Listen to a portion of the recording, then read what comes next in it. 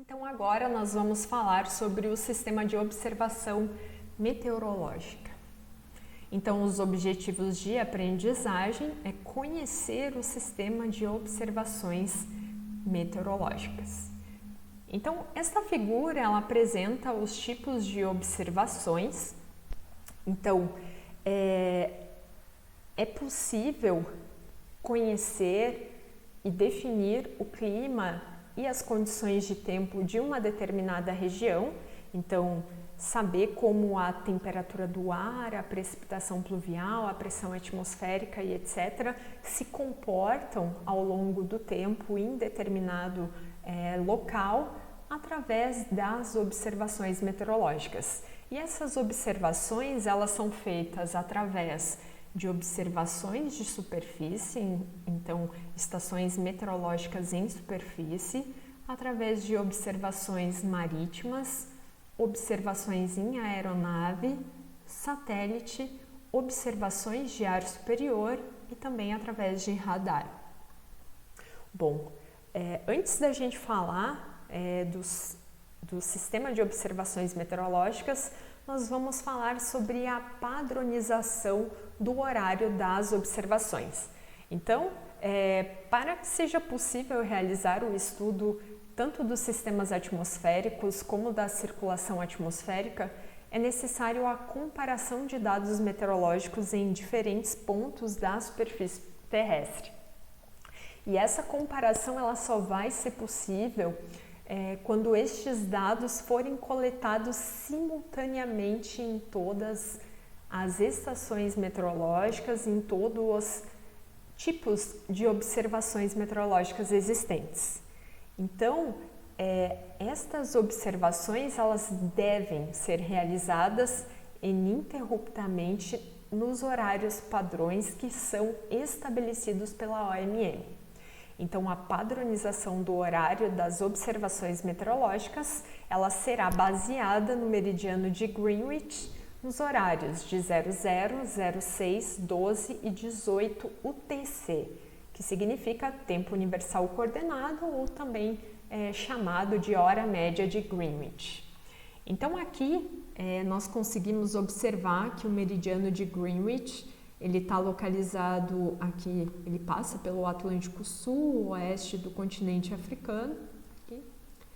E então aqui nós temos o meridiano de Greenwich e todas as observações então elas vão ser em relação a esse meridiano.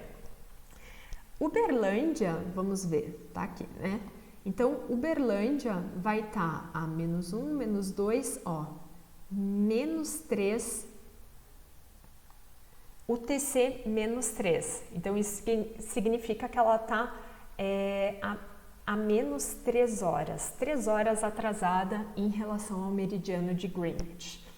Então, pelos horários padrões estabelecidos pela OMM, então a observação que deve ser feita a 00 UTC em Uberlândia vai corresponder a -3 horas. Então, 00 UTC -3, 21 horas.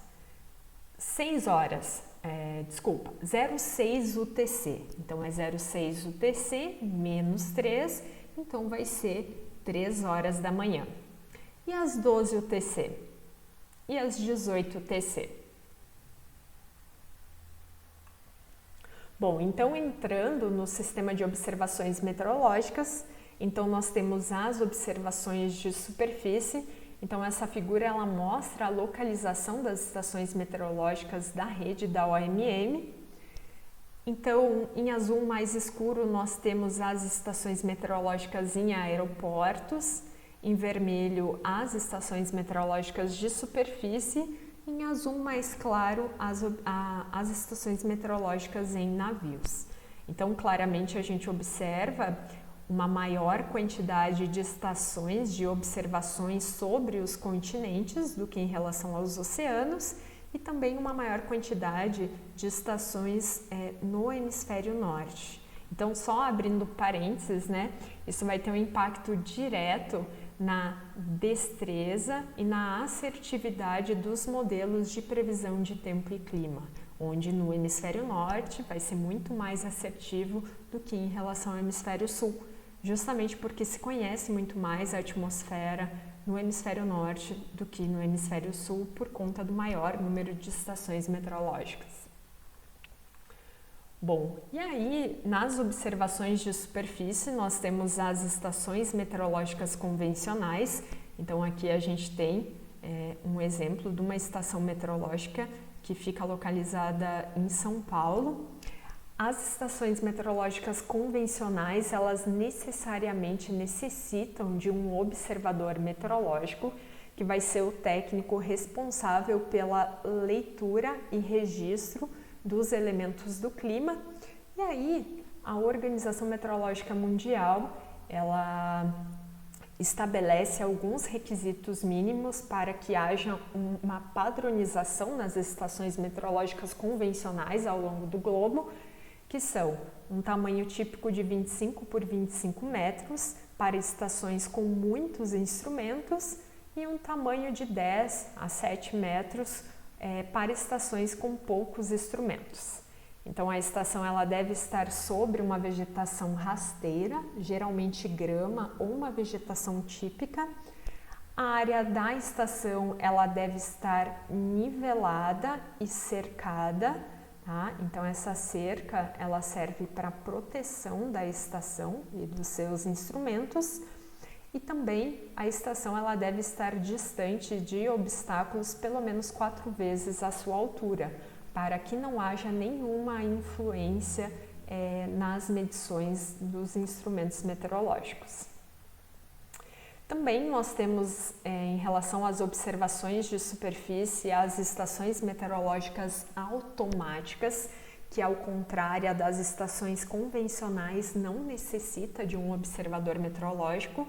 Então, os elementos do clima são registrados automaticamente por sensores, tá? Então, esses dados eles são enviados automaticamente, no caso aqui do Brasil, para a central que fica em Brasília, no Instituto Nacional de Meteorologia, e o Instituto Nacional de Meteorologia envia esses dados para uma central da Organização Meteorológica Mundial, onde todos esses dados serão utilizados para alimentar modelos de previsão de tempo e previsão de clima.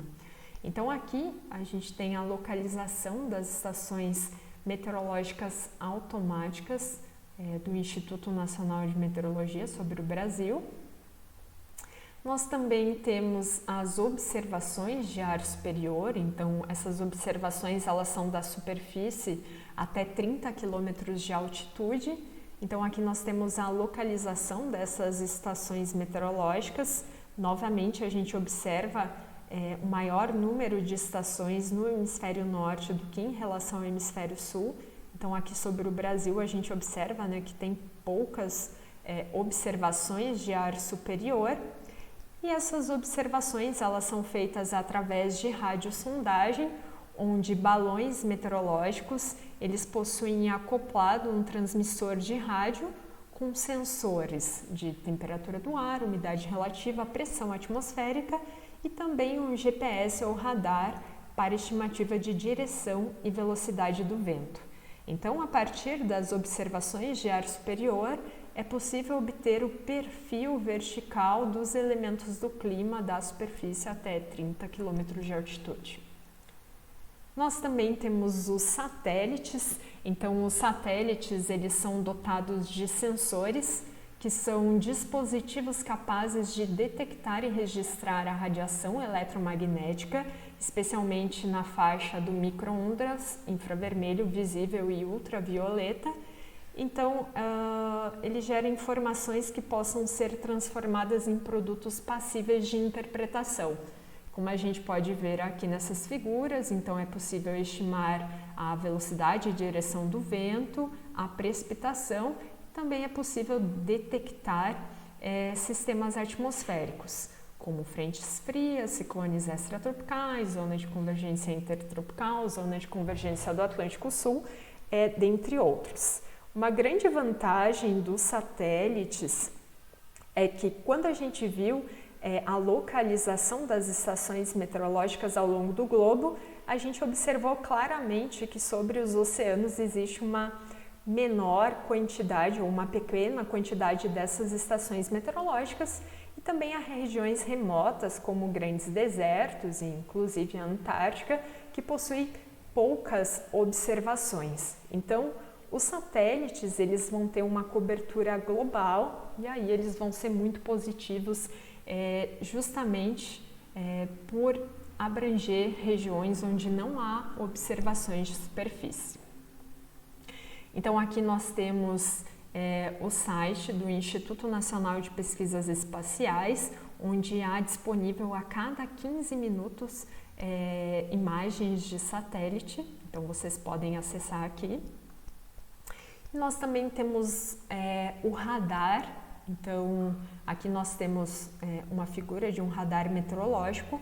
Então esse radar ele vai emitir ondas eletromagnéticas de alta energia que vão entrar em ressonância com a gota da nuvem na frequência da onda eletromagnética incidente, que daí no caso é no radar.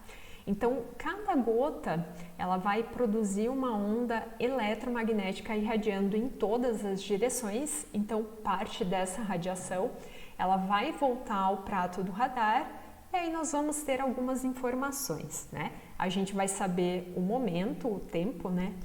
O instante em que a onda foi emitida, quanto tempo ela demorou para retornar e aí é possível determinar a distância do alvo ao radar. Então a gente vai conseguir determinar exatamente a posição da chuva, que é o que a gente observa aqui nesta figura superior. Na figura inferior, então nós temos os radares meteorológicos sobre o Brasil, então a gente observa claramente que não existe uma distribuição regular, então existe alguns radares na região sul, alguns na região sudeste, outros na região nordeste do Brasil.